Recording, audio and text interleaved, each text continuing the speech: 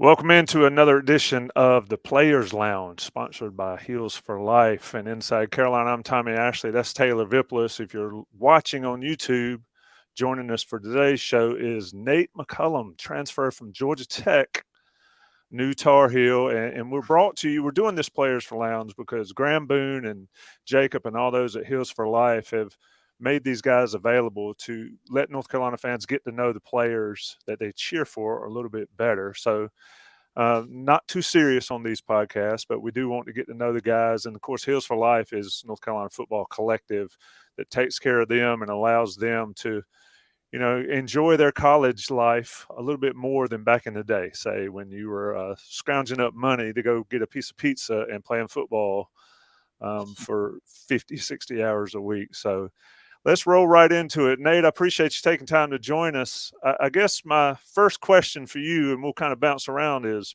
you went from Atlanta, Georgia to Chapel Hill, North Carolina.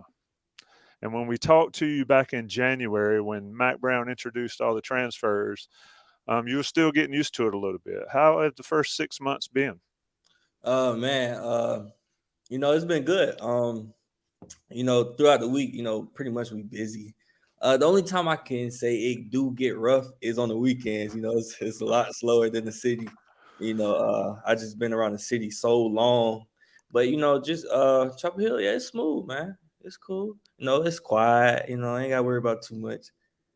So what do you do on the weekends in Chapel Hill that you can't do in the big city? Come on, man. Now that you say that, even when I was in the city, I did the same thing that I do now. I watch movies all the time. On my free time, I'm binge watching something all day. That's what I like to do, honestly. I was gonna ask what your hobbies are. You're just a big movie guy. Yeah, movie, TV show. I don't really play the games that much.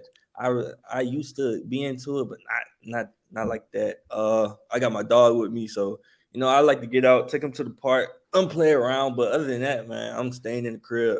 I'll be tired. What you watching? What's on the TV right, these days? right now, Yep. man, I watch. I was so like the Power series. Like I watched Okay. all that. I'm watching Tommy stuff. Force right now. So Nice. It kind of keeps you busy, keeps your mind off it. Let's go back. I'm gonna go back to the beginning for you a little bit. When did you decide that you wanted to play football? And you were a dual sport athlete in high school, or at least coming into college. When did football sort of hit for you when you were a youngster? um, I wouldn't even say when I first started because when I first started, I hated football. I hated it. Practice. I think I would cry every time I had practice. It didn't hit me. I'm gonna tell you too. It didn't hit me till like middle school. And like I guess I was pretty good. We was pretty good. And then like honestly, all the girls would be at the game. I was like, okay, I like this. That's when it hit. I was like, yeah, I could take this serious for sure. And you grew up less than an hour away from the main part of Atlanta. Why did you pick Georgia Tech as a 4-star recruit with offers from some pretty big schools like Tennessee? Um, a big thing was I like what Coach Collins was bringing to the table. You know what I'm saying?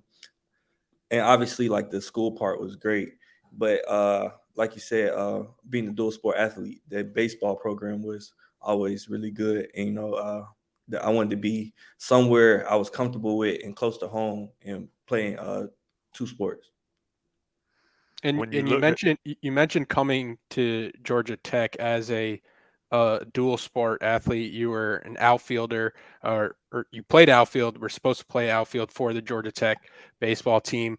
What was your scouting report as a baseball player? What was my scouting report? Yeah. Usually like what did people see me as, like a baseball player? I was a gap to gap guy. Obviously I could fly. Either most of the time on travel ball, I led off or I batted at the bottom of the order. You know what I'm saying? Because that's it's big these days. Is having somebody fast at the top or at the bottom. But yeah, gap to gap guy. I would sneak a couple home runs here and there. But yeah. So I looked at your, and I mentioned this before we got started. I looked at your perfect game rating coming out of high school, and it was a 10. and that translates into potential to be very high draft pick and or elite level college prospect. What was that like, making the decision to decide what to carry forth once you got to college? Man, honestly, Somebody got the music. Is that on my end or y'all's end? Can y'all oh, hear no, that? that's not mine. It's not me. Personally, I've always thought I was a better baseball player than a football player. I don't know why. I just felt like I could impact the game a lot more in baseball. You know what I'm saying? But getting to college, it was exciting to, you know what I'm saying, to be in a program like that, in a baseball program with good coaches. You know what I mean? So How did you choose to just focus on football?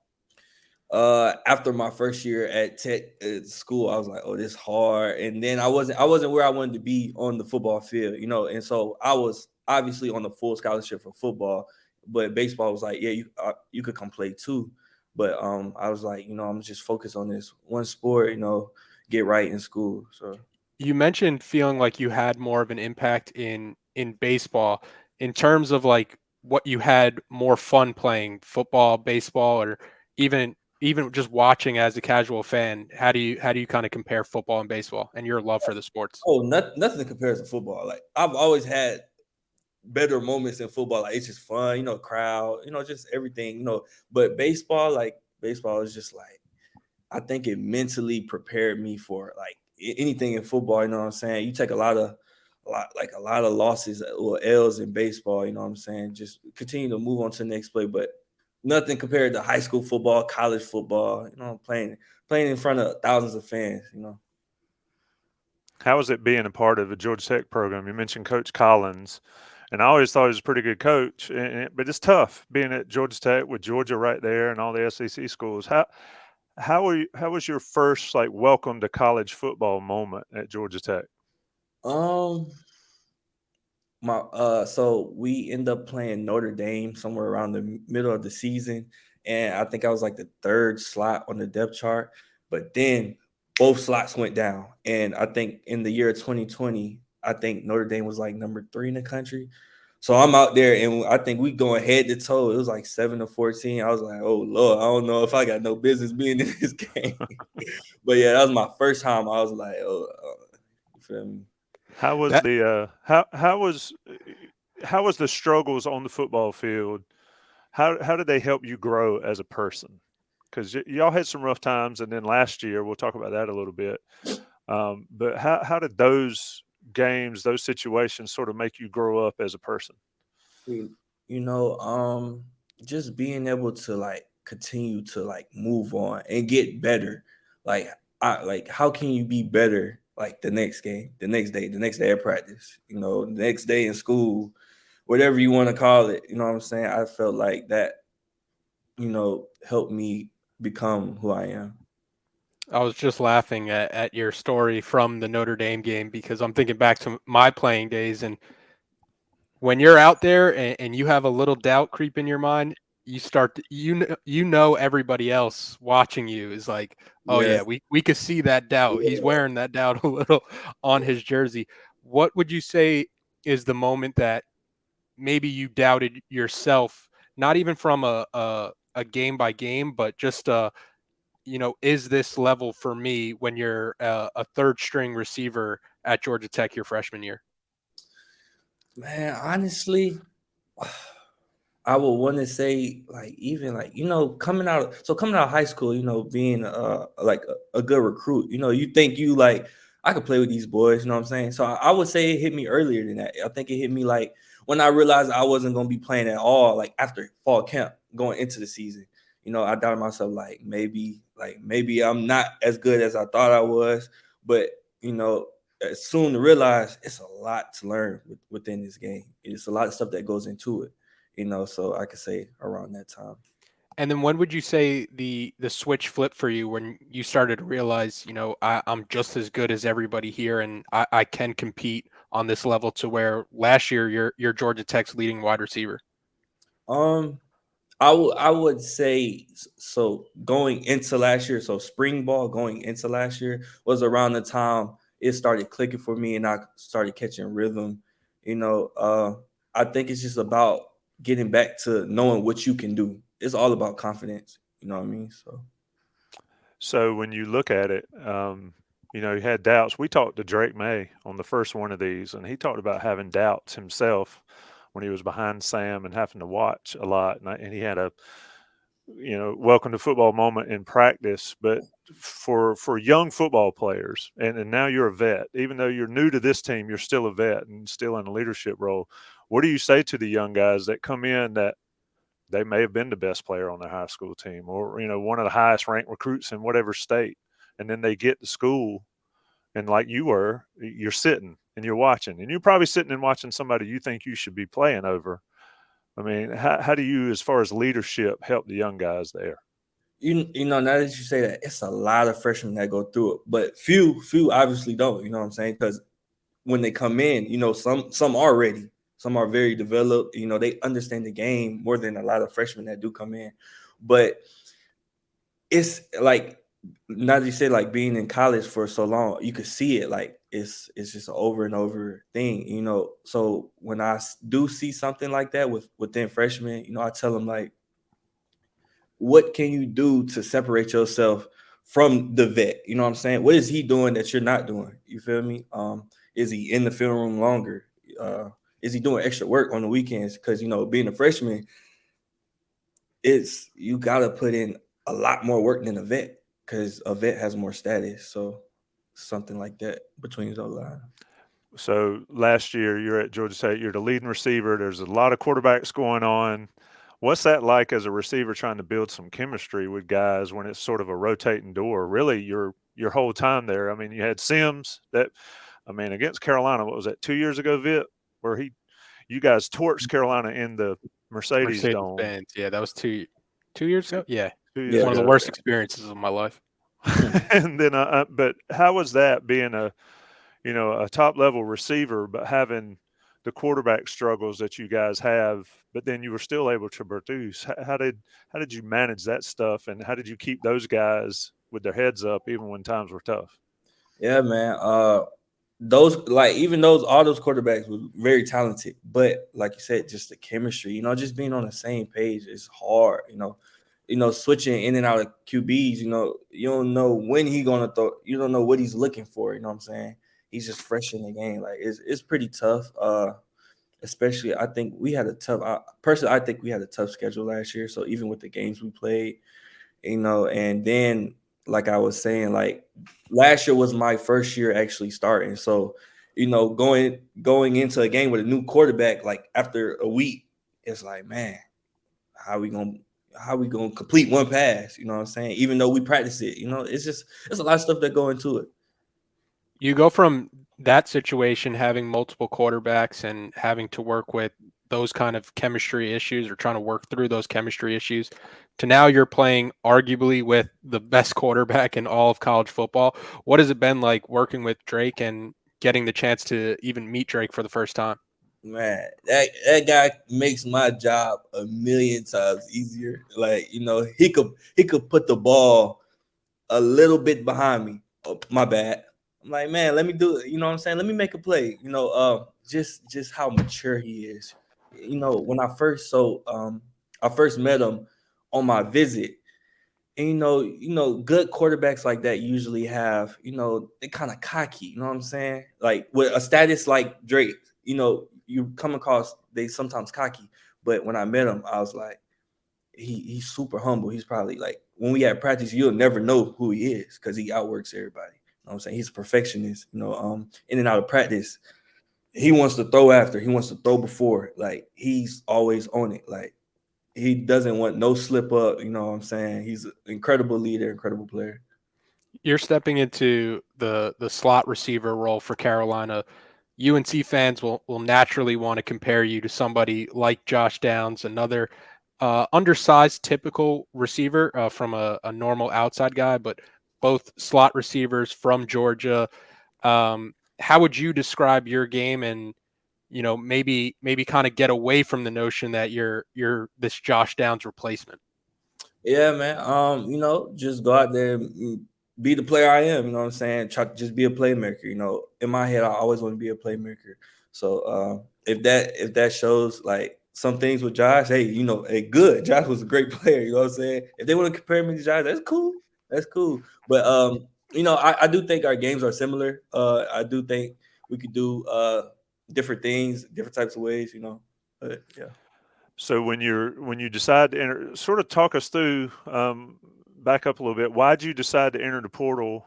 And then when you're getting recruited, sort of who was recruiting you, and then why North Carolina? I mean, clearly, like Vip said, you got the Josh Downs comparison. So everybody says, well, he's just going to slide into that role.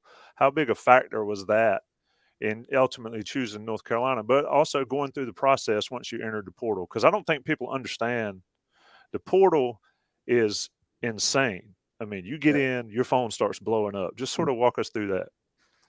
Yeah, man. So I wouldn't even, or after the Georgia game, like 2 weeks after that was our last game. I don't think I can't remember when I entered the portal that exact date, but I end up entering the portal because I just wanted to be in a stable offense. There was nothing wrong with Tech, but it was just what I'm saying. I'm going in my fourth year. I want to be in a stable. You know what I mean?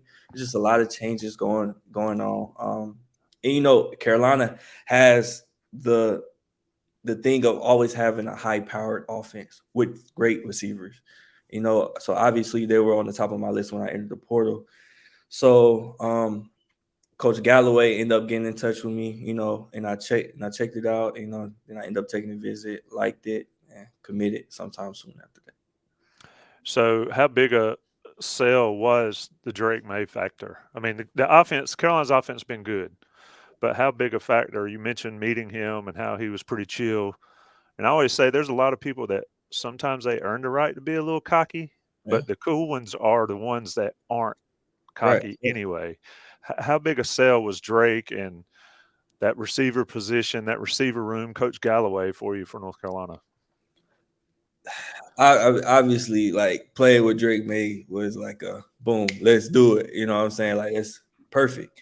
And then with the two receivers that left North Carolina, it played a big factor.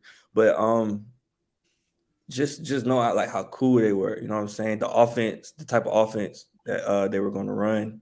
Because I ended up committing after Coach Lindsey got hired, and I played Coach Lindsey when we played UCF this past year. So I seen a glimpse of that offense. It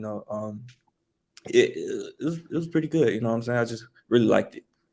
This upcoming season, October 28th, versus Georgia Tech in Atlanta. What will that moment be like for you going back to Atlanta and playing your former team? Yeah, I'd be lying. I would be lying if I said it's just another game. That's so cliche to me. But it's gonna be a lot of smack talk. It's gonna be fun. I love playing. It's a lot of Atlanta boys on that team. I love playing boys from the crib. It's gonna be fun. But I'm gonna prepare just like another game, obviously. Yeah, just keep it at that. And we've mentioned before the struggles that Georgia Tech has had at quarterback with it almost being like a rotating door when Carolina's had Drake May and Sam Howell and some really great quarterbacks. But you look at the records, Georgia Tech's beat them the past 2 years. Why do you think Carolina has struggled to beat Georgia Tech the past 2 seasons, being somebody who was on the other side? Man, that's a good question. I don't know. Georgia Tech just always had North Carolina number. I hope it's not like that this year, but I don't know. Honestly, I don't know. For some reason, from looking at it like on film, North Carolina offense just always struggled the past 2 years against Georgia Tech. I'm not in the defensive meeting room. I don't know what they're doing, but hopefully it's not like that this year. Are you bringing any secrets? I don't know yet. I don't know yet. Come on, man. There's some secrets in there. No, I mean, for whatever reason, you guys were, and I know you didn't play last year, but you guys were struggling. New coach. Mm-hmm. They get fired up. They come to Carolina and basically start wrecking of Carolina's hot start. What stuck out and what sticks out about Carolina in Chapel Hill versus the city? You mentioned it being a little slower and all that, but just what have you seen in the first 6-7 months you've been in Chapel Hill that away from football maybe that says, hey, this is the right thing. I did the right thing coming here. The people, easily the people. So obviously Atlanta is a big city with a lot of people, but Chapel Hill, when I first got to Chapel Hill, like everybody is so inviting, like around campus, every restaurant on campus, so inviting, it's just a good vibe. And, I think I needed a place like this for a year I want to have, you feel me? So, yeah, that's the coaching staff, the players, just everything was just, it's hard coming into a new program, even as an older guy. Just the players being invited, the coaches being invited, just stuff like that. When you come in, and I'm kind of bouncing all over the place, but you come in, and like I mentioned earlier, you're a vet, but you're new. Talk about the first time you walked into that room and met your teammates. I mean, you say they're all inviting and all, but you're coming in to play. You're not coming in to sit on the bench. That means if you're playing, somebody else might not be. How has it been in that receiver room, sort of blending all the talent together and the personalities? Man, it's competitive every day. Competitive every day. Everybody wants to outdo each other, which is a good thing. You feel me? I think it needs to be like that. I think the receivers will need to pull a lot of weight this year within the offense, to do what all the receivers want to do. We all want to have 1,000 yards or whatever, but day in, day out, we're challenging each other on the field, in the weight room, on the weekends, even going to the indoor just to throw around with Drake. We want to be better than each other, and I like it. I love it, actually. So Yeah, the receivers is what I'm looking forward. Well, I say that I'm a former receiver, so the receivers is what I'm always watching. But I think it's interesting when you have somebody like Anton Green and Josh Downs leave, and you have a quarterback as established as Drake May, and you bring in yourself and you bring in Tez Walker, and you start to see all the pieces that could come together with this offense. But I wanted to ask you, since last season ended, what's one area of your game that you feel like you've tried to really hone in on and improve as we get closer to training camp? So obviously I played, I would say, all of my snaps last year at the slot. I plan on like moving around a little bit this year, you know what I'm saying? So I've been working on that a lot. And that's one main thing, just being able to play the outside in certain formations. For the fans, what would you say the biggest difference is in terms of the skill set needed from the slot to the outside? Being more detailed, you know what I'm saying? On the outside, it's a guy in your face. In the slot, you have free releases, you got time to mess around. On the outside, you have to perfect your craft, you have to be detailed, because everything is about timing, getting on the same page with your quarterback. How's Coach Galloway? I mean, you guys obviously have a good relationship, but how's he been for you? He's been great, man. He pushes me to the limit every day. He doesn't let anything slip. He's funny, super funny. We all the receivers go back at it with him. You know what I'm saying? We always get into it, just messing around. But he's a cool guy, good coach. So, I mean, you're new. Taz Walker is new, but expected to play and play a lot. Tell North Carolina fans what you see from Taz Walker out there on a daily basis. Explosive, super explosive, speed on top of speed. Ball skills out of the world. Yeah, he's gonna be fun to watch. You know what I'm saying? Is he as fast as everybody says he is? He might be faster. Wow. Yeah, I mean, you talk about on the outside, he can just go. He just might be faster. And then when you come to North Carolina, you had the number 8 at Georgia Tech. It makes sense. Nate 8. You get 6 at Carolina. Was there any conversation with Kobe Pacer like, hey, let me slide some of this NIL over. Let me get the number 8, or What was the story behind choosing 6? So look, check this out. So, all right, I really don't care about numbers, but I wanted 8. But let me tell you, so it was like the first workout or the second workout. You know what I'm saying? I wasn't really too worried about numbers. I get in there. I think it was in indoor. I see Kobe's leg. He has a tattoo of Kobe on it. I said, I'm not getting number 8. I said, I ain't even gonna ask him. I'm not even gonna ask him. And that's when I just let it go. I was like, okay. What led to choosing 6? Hey man, I don't know. I just chose it. I was gonna get. I forgot what I was gonna get 3. It was just a thing. I was like 6 or 3. I don't know. Something low. Yeah, it was definitely gonna be a single digit. Yeah. And the question I've asked a lot of players so far is, who is the player that people aren't talking about now that they'll be talking about once the season comes? Oh man, it's so much talent. Like so many guys explosive to make a play on the offensive side. Are you talking about offense or defense? It could be either. I feel like anybody can have a breakout year if they do it right. It's just so much talent. I don't have a specific guy, man, because everybody has made plays since I've got there. So I don't know.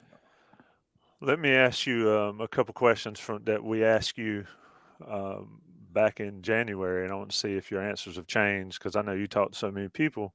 But your perception of North Carolina football as a high school guy, as a Georgia Tech player, versus how it's been your first 6 months. What perception did you have coming in? And be honest, because I mean, I know what some of the perceptions are out there for Carolina football, but you're a guy that you came from the city, you came from Georgia Tech, now you're in Chapel Hill. Perception versus reality in the last 6 months. How have they changed?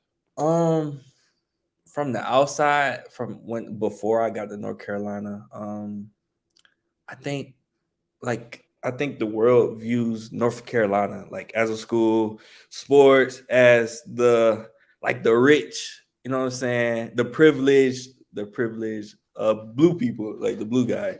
But ever since I got here, like it's not that. It's like everybody is always working, you know what I'm saying, doing their best. Like I think another thing was I heard that North Carolina football players don't develop. I heard, but ever since I got here, I've gotten stronger, faster, did everything Coach Hess's plan, and it's been to me I think the closest thing to a pro program. You feel me? It's incredible what we do in and out every day. Just the technology is crazy here. The work ethic of everybody, every staff member, the mindset around the building is we want to win every game this year, and this is how we're going to do it. So you tattoo on your leg. Tell folks what it says and what it means to you. The big one. The on my leg. Grind harder, right? Yeah, grind harder. Oh, I thought you was talking about the knee. Oh yeah. Wait, well, I mean, you can talk about all of them. But yeah, so I got a tattoo on my right leg, tattoo on my left, and it says grind harder. And waking up on a Tuesday, Monday, 6 a.m. and you like, man, I don't want to do this, honestly. But I sit up, that's the first thing I see. You know what I mean? So it's time to go. Like you here, you know what I'm saying? Let's go. What's the backstory behind your other tattoos? My mama name, my sister name. I got a knee tattoo to say 01. I was born in 2001, and I got a little stuff. I just said, yeah, let me get that. So how'd that one on the knee feel? That's got to hurt, right? Oh yeah, it hurt. That's why I didn't go back and get the other knee done. Yeah, I've one on my shin, and Yeah. the shading towards the knee was the most pain I've ever felt. I Yeah. started getting lightheaded. I looked up at the artist. I was like, "Hey, we're gonna need to take like a Yeah. 5-10 minute break real quick before I faint." Yeah. That shading, man, especially Shading, when bro. you get black going on, especially on my skin. I was like, "Are you about done?" because this is Yeah. it's starting to hurt a little bit. Let me ask you a couple questions, and we'll let you get out of here. We're talking with Nate McCollum, Georgia Tech transfer now, number 6 for the North Carolina Tar Heels, expected to play a big role in Mac Brown and Drake May and Chip Lindsey's offense. And of course, we're here for Heels4Life. Nate, Mac Brown described you as a competitor, and the first highlight he showed us, and I remember it because I watched way too much college football outside of North Carolina, is the chase down. Talk about that play, and just and why. Why did that play happen for you? What were you thinking? Man, so I don't care what happened. I don't care what happened. Like that, any play, I'm gonna do whatever it takes to change that play around. You feel me? Make it the best play as possible. So I'm running a 5-yard roll, whatever you want to call it, and I look back. I think Jeff was playing quarterback. I think he's gonna throw me the ball. I look back, the ball on the ground. So I'm like, honestly, what was going through my head, I'm like, either I could stay here and get cussed out when we get back in the film room for not chasing this ball, or I could just run and try get anywhere close to him. You feel me? Just show some type of effort. But so he picked up the ball, he running, so I run. He was messing around down the sideline, and that's what I was moving too. Now, don't get me wrong, I was skating, but he was messing around, like somewhat celebrating, and I came back and I think I hit the ball out, and it was a touchback, something like that. Yeah. So at what point are you chasing him, going, I got him. I'm When gonna get him. when he started messing around, I took a great angle too. That angle played a big role, but yeah, around like I don't know. That play was a blur. That play was a blur. I was tired. For folks that don't know what we're talking about, what the video's been up, but you're on the top of the field. Yeah, y'all are down at the 5-yard line or somewhere in the red zone. The fumble happens, and that guy's gone before you even realize what's going on, and you run diagonal across the whole field, snag him at the 1-yard line, knock the ball out of the back of the end zone. Mac talks about it. Mac went on and on and on about that one play. And it sort of typified what he expected out of you and what you expect out of yourself every play. Yeah, I just watched it for the first time. You're not even in the frame when the guy's at like the 25, 20-yard line going in. Has Coach Chiswick brought you in at all for so you could teach about some pursuit angles? Nah, I ain't do that. I ain't, because I'm not the best. I'm not the best tackler, but and a lot of that had to do something with speed. Yeah. So, man, yeah, that's like when people see that play, I want them to know that, hey, that's the type of player I am. Like every game, every play, like let's go. And just from a competitor aspect, Carolina brings you in as a receiver, and you could also punt return. Can you talk about the mentality that you have to have as a punt returner, knowing that a lot of the times you're going to have people breathing down your neck if a gunner gets a good release, and the mentality you have to know that you might get lit up, or you might have the chance to make a big play. And special teams is such a underrated aspect in football in general. Yeah, man. Just main thing with any returner is be confident. Just have confidence, be calm, especially at punt return, because like you said, they breathing down they in your face. And then again, it's with punt, it's a lot with field position. I didn't understand that coming into college, and so it took me 2 years, you could say, to understand like this is a big role of the game. You know what I'm saying? We called it hitting yards, because it is. You know what I'm saying? You don't end up catching it. That ball could bounce. So it's just about being smart as well. So. From a receiver perspective and also a punt returner perspective, is there anybody that you watch at the next level and try to model your game after, or try to pick certain aspects of other people's games? As a receiver, I try my best. To Elijah Moore. I love how I like just explosive. He can run routes. He got yak. You know what I'm saying? He could just change the game. So I watch him a lot. And any punt returners? Punt return. No, I don't too much watch punt return, because I think punt return is more so obviously first catch the ball, and then you freelance. You know what I'm saying? You just be a ball player. So When you're back there and the ball's coming, sort of describe that feeling when you're trying to catch the ball, and folks don't realize it ain't coming straight. I uh, mean, it's all over the place. Just sort of describe it for the non-football person returning a punt with one, maybe two guys running full speed, and they're gonna take you out. What's that like? Just describe it for us. you pray you go the right way. You pick the right way. He's not right there. Nah, but yeah, man. So ball comes off the punter's foot. You as the ball is in the air, you peeping to like who's down a little bit farther. You know what I mean? And then what comes into play is if you have a return set up, a return play set up for you to go left or right. And then obviously if the ball is hanging too long, you fair catch because you can't do nothing with it. But yeah, man, it's just catch the ball first, secure the ball first, and then see what you could do. Get as many yards as possible. Have you ever watched any Ryan Switzer highlights at UNC? Oh yeah, he's different. He was different. Everybody's playing for second for best punt returner at Yeah, Carolina. he's different. Yeah. What how many times you got lit up punt return, and you get over to the sidelines and somebody missed a block?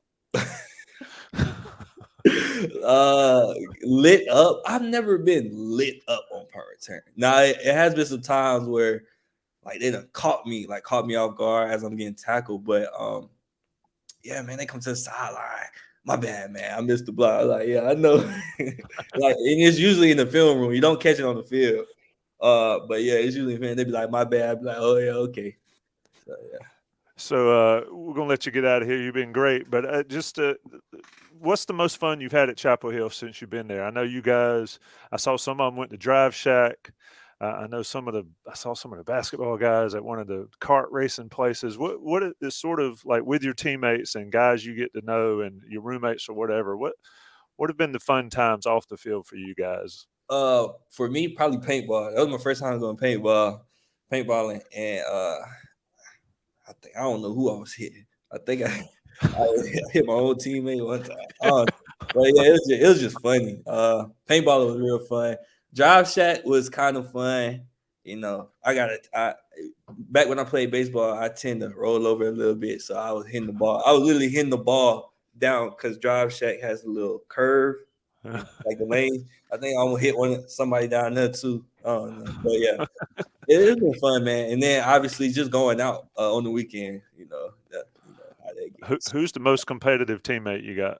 Ooh, most competitive teammate. That's a good question, man. I don't think I've been around so many competitive players, honestly. But I'm trying to think who talked trash the most and can back it up. Two very different things. Who talks trash the most, and then who can back it up the most. Right. Man, me and Taz like to go at it a lot. Me and Taz, we like to go at it, like just running. Like I'm faster. He might have a faster time than me one day. I might get him the next day. Then I get him for the next 3 days. No, I was just playing, but yeah.